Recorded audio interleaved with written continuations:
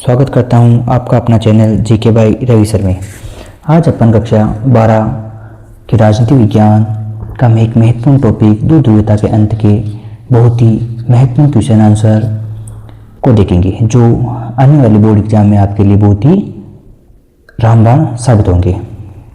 Shock therapy किस वर्ष अपनाई गई थी? तो ध्यान रखना साथियों, शॉक थेरेपी 1990 में अपनाई गई थी। कब अपनाई गई थी? 1990 में। शॉक थेरेपी क्या है? तो शॉक थेरेपी का मतलब होता है आघात पहुंचाकर उपचार करना। ये विश्व बैंक व अंतर्राष्ट्रीय मुद्रा कोष द्वारा एक निर्देशित मॉडल है, जिसे मध्य एशिया, पूर्वी यूरोप के देशों ने इसे अपनाया था। बर्लिन की दीवार का निर्माण कब किया गया? तो बर्लिन की दीवार को एक विभाजन का प्रतीक माना जाता है। इसका निर्माण सन 1961 में किया गया था। सोवियत संघ के विभाजन के बाद विश्व पटल पर कितने नए देशों का उद्भव हुआ? यानी सोवियत संघ का विभाजन हो गया। अपन ने पढ़ा है शीत युद्ध का अंत। शीत युद्ध के अंत के समय सोवियत संघ का विभाजन हुआ था। उसमें से 15 देश अलग हुए थे। निम्नलिखित अंतर्राष्ट्रीय घटनाओं को काल क्रम अनुसार व्यवस्थित कीजिए। यानी ये हमें 4 महत्वपूर्ण घटनाएं दी गई है, उन्हें अपने काल क्रम के अनुसार व्यवस्थित करना है। तो आइए देखते हैं सर्वप्रथम कौन सी घटना पहले हुई। तो ध्यान रखना साथियों, सबसे पहले रूसी क्रांति हुई थी 1917 के अंदर। रूसी क्रांति कब हुई थी? 1917 के अंदर। उसके बाद अफगानिस्तान में सोवियत हस्तक्षेप, सोवियत संघ ने अफगानिस्तान में हस्तक्षेप कर दिया था 1979 के अंदर। फिर बर्लिन की दीवार का पतन, बर्लिन की दीवार गिरा दी गई थी पूर्वी जर्मनी के द्वारा 1989 के अंदर। फिर सोवियत संघ का विघटन, यानी सबसे अंतिम इसमें सोवियत संघ का विघटन है। तो सोवियत संघ का विघटन हुआ था दिसंबर 1991 के अंदर। तो इसका अपना तीसरा राइट हो जाएगा। रूस में हुई 1917 की बोल्शेविक या समाजवादी क्रांति किसके नेतृत्व में हुई थी? तो ध्यान रखना साथियों, रूस में जो समाजवादी क्रांति हुई थी वो व्लादिमीर लेनिन के नेतृत्व में हुई थी। निम्नलिखित में से कौन सा सोवियत संघ के विघटन का परिणाम नहीं है? यानी सोवियत संघ का विघटन, सोवियत संघ का अंत हो चुका है, तो उसमें से क्या परिणाम नहीं था, यानी क्या परिणाम निकल के नहीं आया था, उसके बारे में है।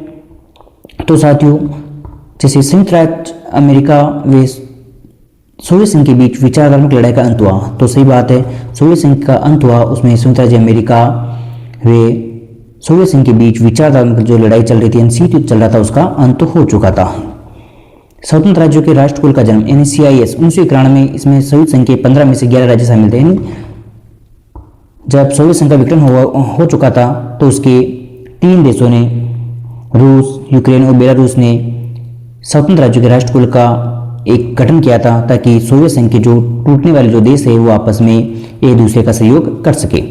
फिर विश्व व्यवस्था की, ये भी सही बात है, विश्व व्यवस्था के शक्ति संतुलन में बदलाव, सही बात है, विश्व व्यवस्था के शक्ति संतुलन में बदलाव आ चुका था, क्योंकि अब सोवियत संघ के पतन के बाद पूरे विश्व में केवल एक ही महाशक्ति बच गई थी, वो कौन सी थी? अमेरिका। तो इसलिए ये भी सही है। मध्य पूर्व में संकट, ये सही नहीं है, तो इसका सही आंसर होगा 4। सोवियत राजनीतिक प्रणाली की दूसरी कौन सी पार्टी थी? जो सोवियत संघ था उसकी कौन सी पार्टी सबसे प्रमुख थी?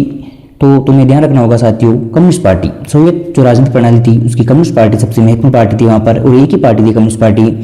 अब है रिक्त स्थान, इस जो पार्ट है इसमें एक रिक्त स्थान भी आएगा। तो सोवियत संघ का विघटन, तो सोवियत संघ का विघटन कब हुआ? तो सभी को ध्यान रखना है 25 दिसंबर 1991 को सोवियत संघ का विघटन हो चुका था। कब हुआ इसका विघटन? 25 दिसंबर 1991 को। पश्चिम के साथ शांतिपूर्ण से अस्तित्व का सुझाव सोवियत संघ के किस राष्ट्रपति ने दिया था? पश्चिम, यानी पश्चिम, इसका मतलब जहां भी पश्चिम आ जाए तो तुम्हें समझना है कि वहां अमेरिका की बात हो रही है और पूर्वी यूरोप की बात हो रही है। यानी पश्चिम के साथ, यानी अमेरिका के साथ शांतिपूर्ण से अस्तित्व, शांति स्थापित करने का काम ये किसने दिया था? ये जो इसका सुझाव कौन से राष्ट्रपति ने दिया सोवियत संघ के? तो नाम ध्यान रखना, निकिता खुश्चेव। जो निकिता खुश्चेव राष्ट्रपति हुए थे, उन्होंने 1956 के अंदर पश्चिम के साथ शांतिपूर्ण से अस्तित्व का सुझाव दिया था। बाल्टी गणराज्य में कौन से राष्ट्र आते हैं? तो ध्यान रखना साथियों, बाल्टी गणराज्य के अंदर एस्टोनिया, लातविया व लिथुआनिया देश आते हैं। तो बाल्टी गणराज्य क्या होता है? तो यूरोप के उत्तर पूर्वी हिस्से, जो यूरोप महाद्वीप है उसके उत्तर पूर्वी में हिस्से एक बाल्टिक सागर है, उसके पास में जो स्थित देश है उन्हें बाल्टिक गणराज्य बोलते हैं। सोवियत संघ के नेतृत्व में पूरी यूरोप के देशों के साथ में बनाए गए सैन्य गठबंधन का क्या नाम था? सोवियत संघ के नेतृत्व में पूर्वी यूरोप के देशों ने एक गठबंधन बनाया था, वार्सा पैक्ट, और ये वार्सा पैक्ट नाटो के विरोध में बनाया गया था। तो ध्यान रखना साथियों, नाटो था एक सैन्य गठबंधन था, वो अमेरिका का सैन्य गठबंधन था। अमेरिका उसके विरोध में भी उसको जवाब देने के लिए, नाटो को जवाब देने के लिए वार्सा पैक्ट की स्थापना की गई थी। तो ये 1955 में बनाया गया एक सैन्य गठबंधन था। बर्लिन की दीवार, बर्लिन की दीवार किसका प्रतीक थी? तो ध्यान रखना, बर्लिन की दीवार पूंजीवादी व साम्यवादी दुनिया के बीच का विभाजन का प्रतीक थी। पूंजीवादी में कौन से खेमे आएंगे? पूंजीवादी के अंदर अमेरिका आएगा। कौन सा आएगा? अमेरिका। पूंजीवादी के अंदर कौन सा खेमा आएगा? तो अमेरिका आएगा पूंजीवादी के अंदर। और साम्यवादी दुनिया कौन से देशों को बोला जाता है? तो रूस को। जो सोवियत संघ था उसे साम्यवादी खेमा बोला जाता है। उसका सोवियत संघ के पतन के बाद रूस उसमें सबसे बड़ा देश बन के निकला था। बर्लिन की दीवार कब वे किसके द्वारा गिराई गई थी? तो बर्लिन की दीवार ध्यान रखना 9 नवंबर 1989 को गिराई गई थी पूर्वी जर्मनी की जनता द्वारा। समाजवादी सोवियत गणराज्य कब अस्तित्व में आया था? यानी सोवियत गणराज्य जो यूएसएसआर है वो कब अस्तित्व में आया था? तो ध्यान रखना, रूस के अंदर क्रांति हुई 1917 की क्रांति। रूस में कब क्रांति हुई? 1917 की एक समाजवादी क्रांति हुई थी, समाजवादी क्रांति, जिसे बोल्शेविक क्रांति भी बोलते हैं। उसके बाद समाजवादी सोवियत गणराज्य अस्तित्व में आया था 1922 के अंदर। अगला अपना महत्वपूर्ण प्रश्न है, सोवियत संघ का क्या नाम था? यानी जो सोवियत संघ की संसद थी उसका क्या नाम था? तो सोवियत, ध्यान रखना साथियों, सोवियत संघ की जो संसद थी उसका नाम डूमा था। एशिया की सामूहिक सुरक्षा व्यवस्था का सुझाव देने वाले सोवियत संघ के राष्ट्रपति कौन थे? यानी एशिया की सामूहिक सुरक्षा व्यवस्था, यानी पूरे एशिया महाद्वीप की हमें सामूहिक रूप से सुरक्षा करनी है। अच्छा, जो सुझाव देने वाले सोवियत संघ के राष्ट्रपति का नाम था लियोनिड ब्रेजनेव। क्या नाम था? Leonid Brezhnev. इसने सुझाव कब दिया था? 1969 में दिया था। इन्होंने सुझाव क्यों दिया था? क्योंकि उस समय चीन का प्रभाव बढ़ रहा था, तो उसको कम करने के लिए, चीन के प्रभाव को कम करने के लिए जो सोवियत संघ के राष्ट्रपति थे उन्होंने ऐसा सुझाव दिया था भाई हमें पूरे एशिया महाद्वीप की मिलकर सामूहिक सुरक्षा करनी है। शोक थेरेपी का शाब्दिक अर्थ क्या है? तो शोक थेरेपी का शाब्दिक अर्थ होता है आघात पहुंचाकर उपचार करना। साम्यवादी गुट के विघटन का प्रमुख अंतर्राष्ट्रीय प्रभाव क्या पड़ा? जो साम्यवादी गुट यानी सोवियत संघ, साम्यवादी गुट यानी सोवियत संघ, सोवियत संघ जो इसका विघटन हुआ था तो उसका अंतर्राष्ट्रीय प्रभाव क्या पड़ा? इसका पूरी विश्व के अंदर एक ध्रुवीय विश्व बन चुका था, यानी एक ध्रुवीय विश्व का उदय हुआ था और पूरे महाद्वीप के अंदर, पूरे विश्व के अंदर एक ही महाशक्ति बच गई थी, उसका नाम था अमेरिका। सोवियत रूस में बोल्शेविक क्रांति का नारा क्या था? जो सोवियत रूस था यानी सोवियत संघ था उसमें बोल्शेविक यानी जो समाजवादी क्रांति थी उसका नारा क्या था? तो भूमि, रोटी व शांति। तो आपको याद रखना है जो 1917 में जो सोवियत क्रांति हुई, 1917 के अंदर रूस में सोवियत संघ के अंदर जो समाजवादी क्रांति हुई थी उसमें भूमि, रोटी व शांति ये मुख्य नारा था। सोवियत संघ ने अफगानिस्तान में कब हस्तक्षेप किया था? सोवियत संघ ने अफगानिस्तान में हस्तक्षेप किया था 1979 के अंदर। सोवियत रूस में बोल्शेविक क्रांति कब हुई थी? यानी सोवियत जो रूस था उसमें क्रांति, समाजवादी क्रांति के दो या बोल्शेविक क्रांति के दो, ये कब हुई थी? तो ये फरवरी 1917 के अंदर हुई थी। सोवियत संघ के विघटन के समय अंतिम राष्ट्रपति कौन थे? जब सोवियत संघ का विघटन हुआ था तब रूस का, सोवियत संघ का अंतिम राष्ट्रपति कौन था? तो मिखाइल गोर्बाचेव। इसका कार्यकाल 1985 से 1991 तक रहा। किन देशों को दूसरी दुनिया कहा जाता है? तो साथियों तुम्हें ध्यान रखना है, पूरी यूरोप के जो देश थे जो साम्यवादी खेमे में शामिल हुए उन्हें दूसरी दुनिया के देश कहा जाता है। वैसे प्रथम दुनिया के देश किसे कहा जाता है? तो प्रथम दुनिया के देश अमेरिका के गुट में जो शामिल थे उन्हें प्रथम अमेरिका के देश कहा जाता है। दूसरी दुनिया के देश जो साम्यवादी दूसरी दुनिया के देश जो सोवियत संघ के गुट में शामिल थे उन्हें दूसरी दुनिया के देश कहा जाता है। और एक है तीसरी दुनिया के देश किसे कहा जाता है? जो गुट निरपेक्ष आंदोलन में जो शामिल देश थे उन्हें तीसरी दुनिया के देश कहा जाता है। अगर साथियों ये आपको वीडियो अच्छा लग रहा है तो अपने दोस्तों के साथ शेयर करना और सब्सक्राइब करना और लाइक करना और अच्छा सा कमेंट करना ताकि हमें मोटिवेशन मिलता रहेगा। 1917 की रूसी क्रांति क्यों हुई थी? यानी 1917 के अंदर जो रूसी क्रांति हुई वो क्यों हुई थी? तो पूंजीवादी व्यवस्था के विरोध में, यानी पूंजीवादी व्यवस्था के विरोध में हुई थी। ये समाजवाद के आदर्शों, समतामूलक समाज की जरूरत से प्रेरित थी। यानी पूंजीवाद, जो रूस के अंदर सभी लोग थे वो पूंजीवादी थे, उसको दूर करने के लिए ये क्रांति हुई थी। और रूसी क्रांति के बाद पूरे रूस के अंदर समाजवादी सरकार अस्तित्व में आ चुकी थी। समाजवादी पूरी जो सरकार सत्ता थी उस पर समाजवादियों का नियंत्रण हो चुका था। जो भी संसाधन थे वहां पर रूस के अंदर उस पर सारी सरकार का नियंत्रण हो चुका था, राज्य सरकार द्वारा नियंत्रित हो चुकी थी, सरकार का नियंत्रण हो चुका था। सोवियत संघ के विघटन के समय किन दो गणराज्यों में हिंसक अलगाववादी आंदोलन हुए? जब सोवियत संघ का विघटन हुआ तो उसमें चेचेनिया और दागिस्तान दोनों देशों के अंदर हिंसक अलगाववादी आंदोलन हुए थे, जो सबसे खतरनाक साबित हुए थे। सोवियत संघ के विघटन के दो परिणाम लिखे। सोवियत संघ का विघटन हुआ उसके दो क्या परिणाम निकल के आए, तो ध्यान रखना साथियों, सोवियत संघ के विघटन के समय एक तो शीत युद्ध का समाप्ति हो चुकी थी। जब से सोवियत संघ का विघटन हुआ 1991 में वो शीत युद्ध क्या हो गया, खत्म हो गया। 1991 के अंदर एक ध्रुवीय विश्व व्यवस्था का उदय हुआ। अब पूरे विश्व के अंदर एक ध्रुवीय विश्व व्यवस्था था और वो कौन सा था, अमेरिका। अमेरिका के पास सारी शक्ति आ चुकी थी, अब अमेरिका को टक्कर देने वाला कोई भी देश नहीं बचा था। पूर्व सोवियत संघ से स्वतंत्र हुए राष्ट्रों ने किस नए संगठन का निर्माण किया था? पूर्व सोवियत संघ से स्वतंत्र हुए, जो सोवियत संघ था उसके टूटने के बाद उन्होंने एक नए संगठन का निर्माण किया था, वो था स्वतंत्र राज्यों के राष्ट्रकुल संगठन, जिसे CIS बोलते हैं, Commonwealth of independent state. Commonwealth of independent state, इसका गठन दिसंबर 1991 में किया गया था। दिसंबर 1991 में इसका गठन किया गया था। इसका गठन क्यों किया गया? जो जितने भी सोवियत संघ टूटने के बाद जितने भी स्वतंत्र देश हुए उनमें आपसी सहयोग बढ़ाने के लिए, आपसी सहयोग से आगे बढ़ने के लिए, और जिनके जो ये स्वतंत्र राज्यों के राष्ट्रकुल संगठन था, इसके संस्थापक देशों के अंदर रूस, यूक्रेन और बेलारूस को माना जाता है। इसके संस्थापक किसे माना जाता है? रूस, यूक्रेन और बेलारूस को इसके संस्थापक माने जाते हैं। चेकोस्लोवाकिया किन दो भागों में टूटा था? चेकोस्लोवाकिया जो इसका भी विखंडन हो चुका था, चेकोस्लोवाकिया दो देशों के अंदर। इसका विखंडन हुआ 1 जनवरी 1993 के अंदर। 1 जनवरी 1993 में चेकोस्लोवाकिया दो भागों में टूट चुका था। जो ये टूटा था इसे मकबली तलाक बोलते हैं। मकबली तलाक यानी बिल्कुल शांति से तलाक होने, शांति से इन दोनों देशों ने आपस में अलग होने का फैसला कर लिया था, इसलिए इसे मकबली तलाक के नाम से जाना जाता है।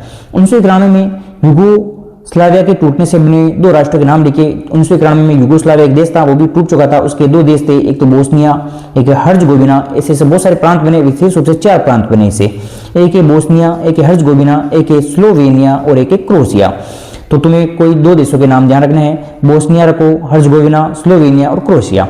मिखाइल गोर्बाचेव ने आर्थिक और राजनीतिक सुधार हेतु किन दो नीतियों को अपनाया था?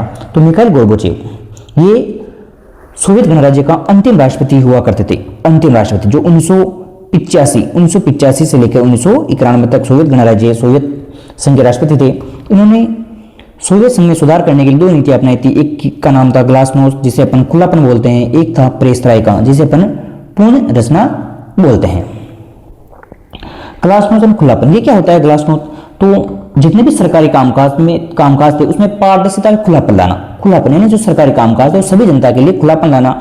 सभी जो जनता है जो चाहे वो सरकार से अनुमति मांग सकती है, सरकार से सवाल पूछ सकती है। सभी लोगों को अभिव्यक्ति की स्वतंत्रता दी गई, सेंसरशिप को कम कर दिया गया।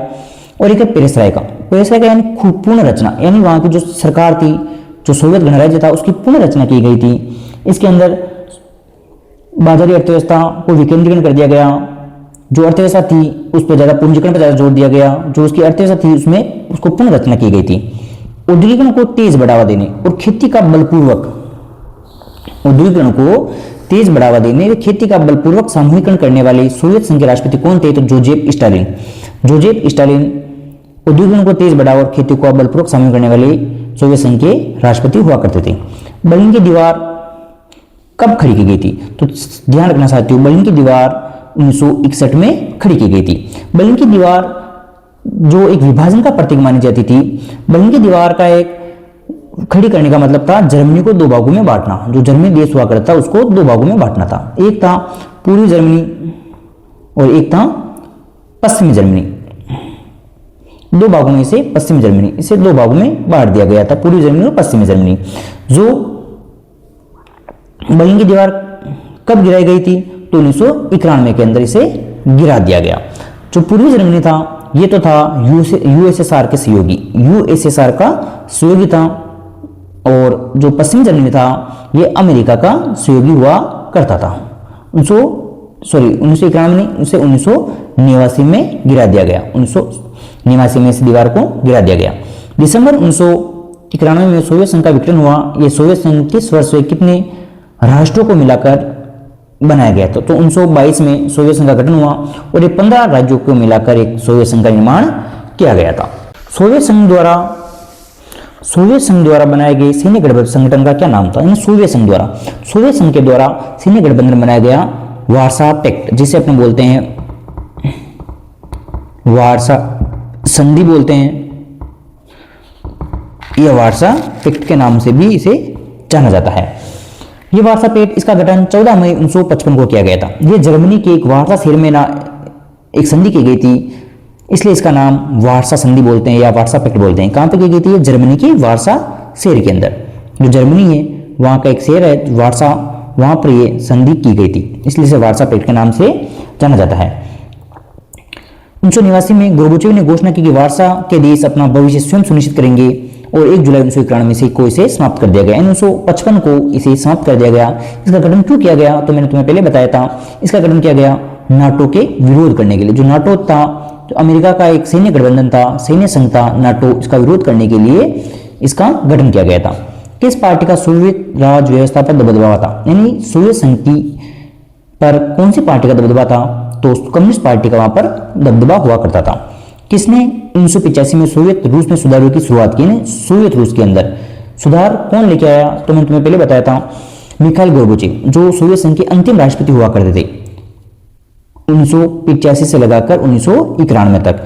इनकी दो नीतियां सबसे महत्वपूर्ण है, एक है ग्लासनोस्ट यानी खुलापन, एक है पेरेस्ट्राइका यानी आर्थिक पुनर्निर्माण। इन दो नीतियां की वजह से सोवियत संघ को सुधार हुआ। किसका गिरना शीत युद्ध के अंत का प्रतीक माना जाता है? किसका गिरना? तो बर्लिन की दीवार का गिरना। किसका गिरना? बर्लिन की दीवार का गिरना कब गिरी? 9 नवंबर 1989 को गिरी थी। कब बनी थी? 1961 में बनी थी। इसका गिरना शीत युद्ध के अंत का प्रतीक माना जाता है। सोवियत रूस में बोल्शेविक क्रांति कब हुई थी? तो 25 अक्टूबर 1917 को। 25 अक्टूबर 1917 को सोवियत गणराज्य में समाजवादी क्रांति हुई, जो पूंजीवाद के विरोध में हुई थी। किसके विरोध में हुई? पूंजीवाद। इससे जार निकोलस शासन का अंत हुआ। पहले सोवियत संघ के अंदर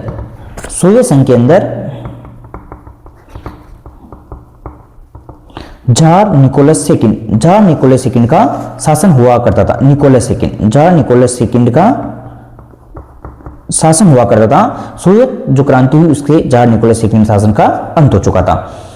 सोवियत प्रणाली क्या थी? तो समाजवादी सोवियत गणराज्य यूएसएसआर।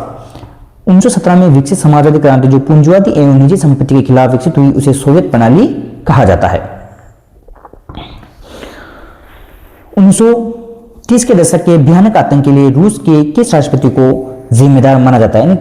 1930 में रूस के अंदर भयानक आतंक हुआ, इसलिए इसे कौन से राष्ट्रपति को जिम्मेदार माना जाता है? तो जोसेफ स्टालिन को भयानक आतंक का जिम्मेदार माना जाता है। शॉक थेरेपी की 3 मान्यताएं, लेकिन शॉक थेरेपी की कौन कौन सी मान्यताएं है? तो शॉक थेरेपी का मतलब होता है आघात पहुंचाकर उपचार करना, और ये मध्य एशिया, पूर्वी यूरोप और रूस में अपनाई गई एक प्रक्रिया थी। इसमें 3 मान्यताएं थी। एक तो राज्य की संपदा का निजीकरण करना, जो राज्य की संपदा थी उसको निजीकरण करना, प्राइवेट व्यक्तियों के हाथों में सौंपना था। जो पहले जो राज्य की संपदा थी वो सरकार के हाथों में थी, यानी राज्य सरकार के हाथों में हुआ करती थी। अब इसे निजीकरण करना यानी प्राइवेट व्यक्तियों के हाथों में सौंपना था। सामूहिक कृषि फार्म को निजी कृषि फार्म में बदलना, जो सामूहिक कृषि फार्म है, जो सभी के कृषि फार्म हुआ करते थे, उसे अब निजी कृषि फार्म में बदलना। साम्यवाद की जगह पूंजीवाद को मंजूर किया गया, यानी वहां पर सोवियत संघ के अंदर जो साम्यवाद था अब उसकी जगह धीरे धीरे पूंजीवाद को मंजूर किया जाने लगा, क्योंकि साम्यवाद टूटने लगा, साम्यवाद धीरे धीरे बिखरने लगा। सारे लोग जो उसके जो सहयोगी देश थे वो पूंजीवाद की तरफ यानी अमेरिका की तरफ आकर्षित होने लगे। पूंजीवाद यानी अमेरिका की तरफ क्या होने लगे? आकर्षित होने लगे। बर्लिन की दीवार का गिरना किस ऐतिहासिक घटना को इंगित करता है? बर्लिन की दीवार का गिरना जर्मनी के एकीकरण और साम्यवादी खेमे की समाप्ति की शुरुआत माना जाता है। बर्लिन की दीवार गिरना साम्यवादी खेमे, जर्मनी के एकीकरण यानी जब बर्लिन की दीवार जैसे गिरी पूरा जर्मनी क्या हो गया? एक हो गया था। कब गिरी बर्लिन की दीवार? 1989 में गिरी थी। इसके बाद पूरा जर्मनी एक हो गया था और साम्यवादी खेमे यानी सोवियत संघ का अंत, इसकी शुरुआत मानी जाती है। अब इसमें से एक निम्नलिखित प्रश्न, भारत सोवियत संघ के मध्य शीत युद्ध के दौरान एवं शीत युद्धोत्तर संबंधों का वर्णन कीजिए। भारत और सोवियत संघ के मध्य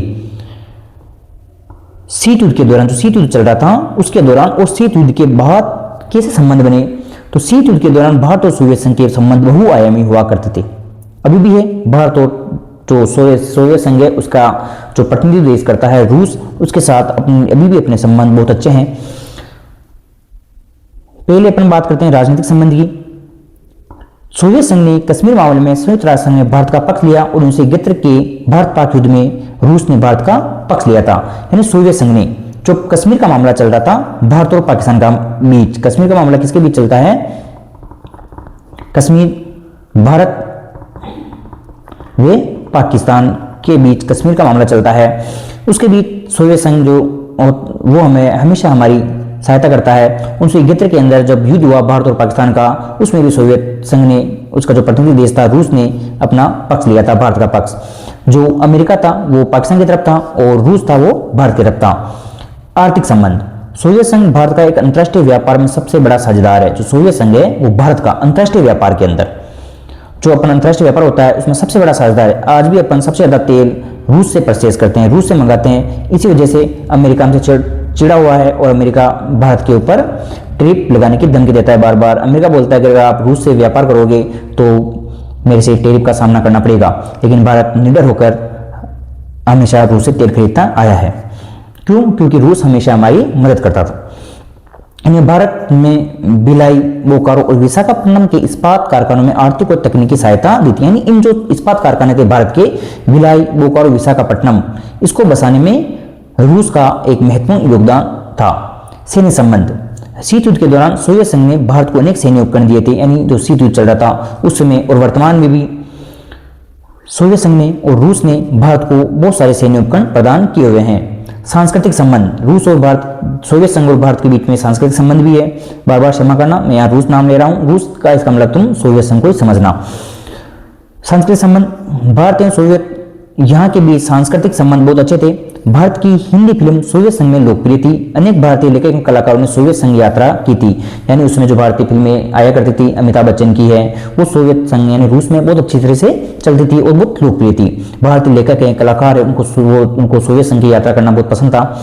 शीत युद्धोत्तर भारत रूस संबंध, यानी शीत युद्ध के बाद अब भारत और रूस के संबंध कैसे रहे। पहले अपन बात करे थे सोवियत संघ और भारत के संबंध, अब बात करेंगे अपन भारत और रूस के संबंध। तो भारत और रूस दोनों का सपना बहुत ध्रुवीय विश्व का है। यानी भारत का भी सपना रहा है कि भारत जो विश्व है वो बहुत ध्रुवीय बने। वर्तमान में जो विश्व कैसा है, एक ध्रुवीय है। कैसा विश्व है? एक ध्रुवीय। एक ध्रुवीय विश्व का मतलब है अमेरिका भी महाशक्ति है। तो भारत का हमेशा सपना है कि विश्व के अंदर बहुत सारी शक्तियां होनी चाहिए, बहुत ध्रुवीय होनी चाहिए, और वैसी शक्ति, जो वैसी भी इच्छा रूस की है। सुरक्षा की सामूहिक जिम्मेदार के पक्ष में दोनों देश हैं। यानी दोनों देश चाहते हैं कि जो सुरक्षा है वो बनी रहे, एक दूसरे के देश के बीच सम्मान बना रहे, एक दूसरे के देशों के बीच अंतर्राष्ट्रीय व्यापार बना रहे, एक दूसरे देशों के बीच अंतर्राष्ट्रीय समझौते होते रहे। अंतर्राष्ट्रीय संघर्षों का समाधान बातचीत से हो। जो अंतर्राष्ट्रीय संघर्ष हैं, जो विश्व में अंतर्राष्ट्रीय संघर्ष चल रहे हैं, उनका समाधान भी अंतर्राष्ट्रीय बातचीत से हो। हर देश की स्वतंत्र विदेश नीति हो, इसके पक्षधर है। हर देश अपनी खुद की स्वतंत्र विदेश नीति रखता हो, इसके पक्ष में हो। इस प्रकार कश्मीर ऊर्जा आपूर्ति, अंतर्राष्ट्रीय आतंकवाद के संबंध में रूस ने भारत का सहयोग किया है। यानी अंतर्राष्ट्रीय आतंकवाद के रूप में भी रूस ने हमेशा भारत का सहयोग किया है। अगला प्रश्न है, सोवियत प्रणाली क्या थी? सोवियत संघ के विघटन के कारण एवं परिणाम बताइए। सोवियत प्रणाली, जो सोवियत प्रणाली थी वो क्या थी, और सोवियत संघ, जो सोवियत संघ का विघटन हुआ उसके क्या कारण थे और क्या परिणाम निकलकर आए हैं। तो सोवियत प्रणाली, तो समाजवादी सोवियत गणराज्य, जिसे अपन बोलते हैं USSR, इसकी स्थापना 1922 में हुई थी और विघटन कब हो चुका था? 1991 के अंदर। ये तुम्हें ध्यान रखना है।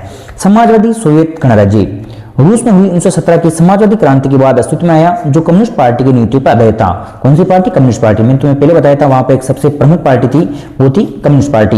अब सोवियत प्रणाली की विशेषताएं, जो सोवियत प्रणाली उसकी क्या विशेषताएं हैं? अर्थव्यवस्था पर राज्य का नियंत्रण, जो सोवियत प्रणाली होती है उसके अंदर जो भी राज्य की अर्थव्यवस्था होती है उस पर पूरा राज्य का नियंत्रण होता है, व्यक्ति का नियंत्रण नहीं होता है। यह राज्य नियंत्रित अर्थव्यवस्था होती है। स्वास्थ्य, शिक्षा एवं लोक कल्याण राज्य द्वारा प्रदान, वहां पर जो भी स्वास्थ्य सुविधा है, शिक्षा सुविधा है, एवं लोक कल्याण की योजनाएं हैं, वो सभी राज्य द्वारा प्रदान है। कोई निजी व्यक्तियों द्वारा प्रदान नहीं है। निजी व्यक्तियों के हाथों में शिक्षा नहीं है, निजी व्यक्तियों के हाथों में स्वास्थ्य नहीं है। वहां पर राज्य द्वारा, जो राज्य करेगा वही होगा, राज्य द्वारा ही सारी शक्तियां कंट्रोल में होती है सोवियत प्रणाली के अंदर। न्यूनतम जीवन स्तर सुनिश्चित करना, यानी सरकार का काम है, वहां की जो सरकार उसका काम है सभी व्यक्तियों के पास न्यूनतम जीवन स्तर हो, जो न्यून से निम्न जीवन स्तर हो वो मुहैया हो, यानी सभी के पास अच्छा जीवन स्तर वहां पर सरकार देने का काम करती है। कम्युनिस्ट पार्टी एकमात्र राजनीतिक दल है, सोवियत प्रणाली है, वहां पर एकमात्र पार्टी का है कम्युनिस्ट पार्टी, और वहां पर कोई दूसरा दल है ही नहीं। संपत्ति पर राज्य का नियंत्रण, जितनी भी संपत्ति है वहां पर उस पर पूरी पर राज्य का नियंत्रण हुआ करता था। अब सोवियत संघ के विघटन के कारण, जो सोवियत संघ का विघटन हुआ उसके क्या कारण हुए, तो सोवियत संघ का विघटन कब हुआ, 1991 के अंदर। सोवियत संघ की आर्थिक और राजनीतिक संस्थाओं का खोखला होना, यानी सोवियत संघ की आर्थिक और राजनीतिक संस्थाओं का खोखला होना, ये सोवियत संघ का विघटन का कारण था। जो सोवियत संघ की जो संस्था थी, जैसे आर्थिक संस्था है, राजनीतिक संस्था है, वो खोखला हो गई, वो सारा पूंजीवाद की तरफ धीरे धीरे आकर्षित होने लगी। उन्हें समझ में आने लगा जो सारी अर्थव्यवस्था और राजनीतिक अर्थव्यवस्था है वो सही नहीं है, क्योंकि अमेरिका बहुत तरक्की करता जा रहा है और जो सोवियत संघ रूस है वो धीरे धीरे पिछड़ता जा रहा है। तो लोग समझने लगे हमें पूंजीवादी अर्थव्यवस्था की तरफ आगे बढ़ना होगा, इसलिए एक विघटन का ये भी कारण बनता है। अर्थव्यवस्था का तेज नष्ट हो जाना, अर्थव्यवस्था का तेज नष्ट हो जाना, क्योंकि सारे लोग थे जो सोवियत संघ के लोग थे वो आलसी लोग हो गए। कैसे लोग हुए, आलसी, क्योंकि उन्हें पता था हम कुछ भी नहीं करेंगे तो हमारा पेट कौन भरेगी, सरकार भरेगी, इसलिए वो ज्यादा ध्यान नहीं देते थे, ज्यादा काम नहीं करते थे। शोक थेरेपी एक वे भी कारण बना, शोक थेरेपी यानी आघात पहुंचा का उपचार करना। इससे क्या हुआ, जो वहां के जितने भी संसाधन थे उनको औने पौने दामों में जो निजी जो संपत्ति वाले थे उनको बेच दिया था। इससे वहां की अर्थव्यवस्था खराब होने लगी धीरे धीरे। प्रशासनिक या राजनीतिक रूप में गतिरोध होना, वहां पर प्रशासनिक या राजनीतिक रूप से गतिरोध बढ़ता गया, लोग पूंजीवाद की तरफ देखने लगे, वहां पर लोगों को सुनवाई होती थी, वहां पर लोगों को अधिकार प्राप्त थे, लेकिन जो सोवियत गणराज्य था वहां पर लोगों को अधिकार प्राप्त नहीं थे, उनको बोलने की आजादी नहीं थी, उनको अभिव्यक्ति की आजादी नहीं थी, इसलिए लोग धीरे धीरे इसका विरोध करना शुरू कर देते हैं। भारी भ्रष्टाचार एवं कम्युनिस्ट पार्टी का जनता के प्रति जवाबदेह होना, यानी भारी भ्रष्टाचार। तो सोवियत गणराज्य था वहां पर भारी भ्रष्टाचार पनपने लगा, वहां के जो जितने भी सत्ता रहे लोग थे वो पैसा लेकर काम करने लगे लोगों से, यानी उनका कुछ काम करवाना है तो उन्हें पहले पैसा चाहिए, रिश्वत लेते थे, उसके बाद वो उनका काम करते थे। और वहां पर केवल एक ही पार्टी थी, कम्युनिस्ट पार्टी, जो जनता के प्रति जवाबदेह नहीं रहती। अगर दो पार्टी होती तो सभी को मौका मिल जाता, एक ये पार्टी, एक बार ये पार्टी आती थी 5 साल के लिए, एक बार वो पार्टी आती थी 5 साल के लिए। तो इससे क्या करते थे, बारी बारी से अगर लोगों को मौका मिल जाता तो हमारे लिए कौन अच्छा काम कर रही है, जो हमारे लिए अच्छा काम करेगी हम उनको वोट देकर जिता देंगे। लेकिन वहां पर एक ही पार्टी थी तो लोगों के बीच में ऑप्शन नहीं थे, वो किस पार्टी की तरफ जाए, इसलिए ये भी एक कारण बना सोवियत संघ विघटन का। अब सोवियत संघ विघटन के क्या परिणाम निकल कर आए, जो सोवियत संघ विघटन हुआ उसके क्या परिणाम निकल कर आए, तो सोवियत संघ विघटन हुआ उसका सर्व प्रमुख परिणाम निकल कर आया शीत युद्ध का समाप्त होना। यानी सोवियत संघ का विघटन कब हुआ, 1991 में हुआ, उसके साथ ही शीत युद्ध खत्म हो चुका था, शीत युद्ध समाप्त हो चुका था। यानी शीत युद्ध दो महाशक्तियों के बीच हुआ जो सोवियत संघ विघटन के समय ही खत्म हो चुका था। अमेरिका एकमात्र महाशक्ति बन गया था, यानी पूरे विश्व के अंदर अमेरिका ही एकमात्र महाशक्ति बन चुका था, या एक ध्रुवीय विश्व बन गया था, एक ध्रुवीय विश्व बन गया था। पूंजीवादी अर्थव्यवस्था प्रभावशाली होने लगी, जो अर्थव्यवस्था थी वो पूंजीवादी अर्थव्यवस्था प्रभावशाली होने लगी। क्यों, क्योंकि जैसे सोवियत संघ का विघटन हुआ तो समाजवादी अर्थव्यवस्था थी वो क्या हो गई, खत्म हो गई, समाजवादी अर्थव्यवस्था खत्म हो चुकी थी, और कौन सी अर्थव्यवस्था बच गई थी, पूंजीवादी अर्थव्यवस्था बच गई थी पूरे विश्व के अंदर। सोवियत संघ 15 देशों में विभाजित हो चुका था, सोवियत संघ का ध्यान रखना, ये 15 देशों के अंदर टूट चुका था। सबसे बड़ा देश कौन सा निकला था, उसमें रूस, उसका प्रतिनिधि कौन सा देश था, रूस है, एक बेलारूस भी माना जाता है बड़ा देश है, एक यूक्रेन भी माना जाता है बड़ा देश, यानी 3 देश है उसके बड़े बड़े देश निकले थे। विश्व बैंक एवं अंतर्राष्ट्रीय मुद्रा कोष शक्तिशाली संस्थाएं हो गई थी, और पूरे विश्व के अंदर विश्व बैंक एवं अंतर्राष्ट्रीय मुद्रा कोष एक शक्तिशाली संस्था बनकर उभरी थी। अब एक शोक थेरेपी क्या थी, इसके क्या परिणाम है। शोक थेरेपी तो मैंने तुम्हें बताया था, शोक थेरेपी का मतलब होता है आघात पहुंचाकर उपचार करना। ये विश्व बैंक के अंतर्राष्ट्रीय मुद्रा कोष का एक मॉडल था। विश्व बैंक एक अंतर्राष्ट्रीय मुद्रा कोष IMF